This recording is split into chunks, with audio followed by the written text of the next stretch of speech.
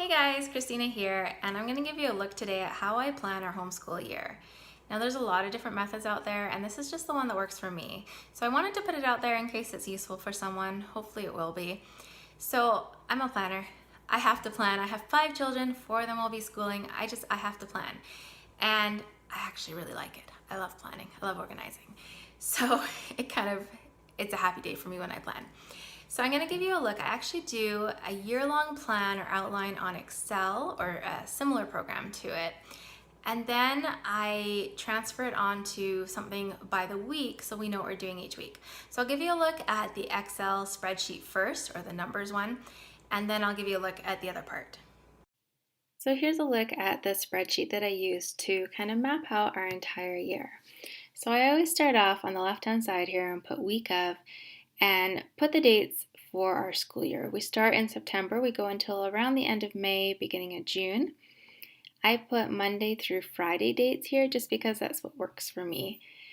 And then because we try and end school for around 35 weeks, I have a little note here that this is week 36, so I'm trying to finish off by here. Sometimes things go a little longer, but I aim for right around there. Then over here, I put holidays, and then I also put a highlighted or a yellow section on those holidays so that while I am planning, I know not to plan on those days. So for example, we're planning 3 weeks off this year around Christmas and New Year's, and the other holidays are all there. Then what I do is across the top here is I divide up. So these are my children's math, their language arts, French, their typing. So these are all things that will be done on Monday. Here is Tuesday science, Wednesday is health, Thursday is social studies. I have read alouds, independent readers, life skills, books I need to get out from the library, movies, field trips. Now it's July when I'm filming this, so a lot of this is all still being filled in because we have a little while before September rolls around and we start. Now I do lock the first column and row in order to make it a little easier, so if I'm scrolling I can still see the date and the column that I am in. So you'll notice that I have math and language arts are not filled in except for this little one here. That's because our children do these on a rotating basis, meaning that we don't just do one level per year. So these 2 children are already partway through their math. The exception is my son Nathan. He is starting another year right from the beginning, so he'll do test 1 and then we'll move on. So I'll fill these in as we go along. Also, because we're using the good and the beautiful this year, we're going to be doing the same thing. I'll just be filling it in as we go along. In the past though, I've just figured out how many I needed, like a way to divide it, how many per week or how many per month, and filled it in that way.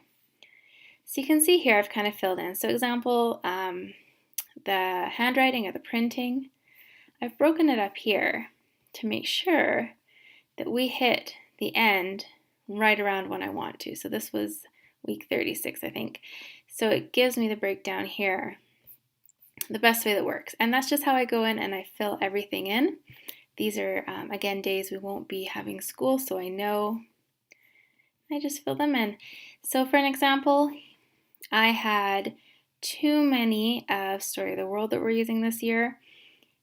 So what I did was we're actually going to be taking a break from our science in the middle here for a couple weeks and doubling up on Story of the World in order to get our 42 units in within a 35-week time frame. And that's how I fill it in. So hopefully that helps explain this kind of overview. And then I will just fill this in as we go along for a record. But hopefully that's helpful to you.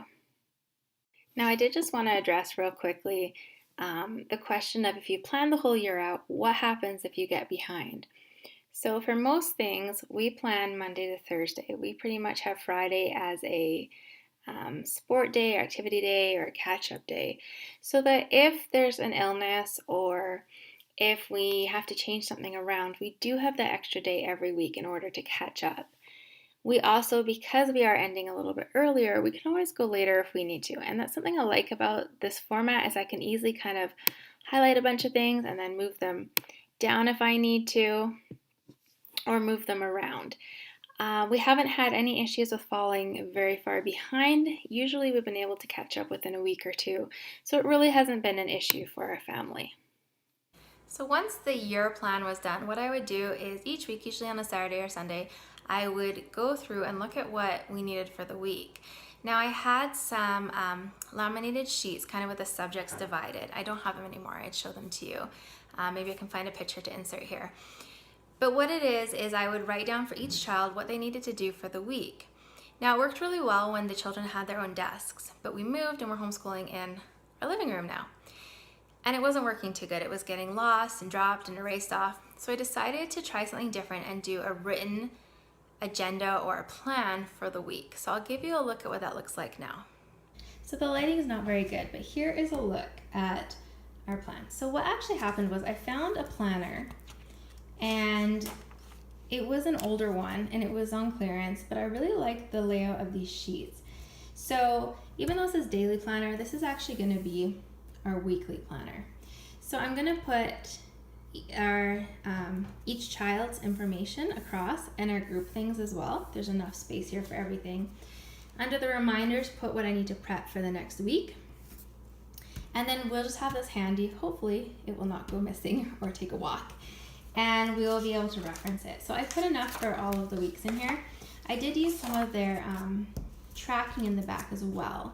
Still figuring out exactly how I want to do this, but I think this is a good way to kind of overview of anything that has marking that needs to be done and kind of the record keeping of that. And then this is nice and small and compact, so I can keep this for a number of years to show what the children did in case we ever get asked for our province, etc. And I can kind of look back on it as well. So I got enough of these sheets. I think I paid $12 for this loose leaf planning thing, and there's enough for like 3 years worth in there. So that's what I'm going to do this year, and hopefully it will work. So that's a look at how I plan our homeschool year. If you have any questions or you want some clarification on something, just leave it in the comment section below.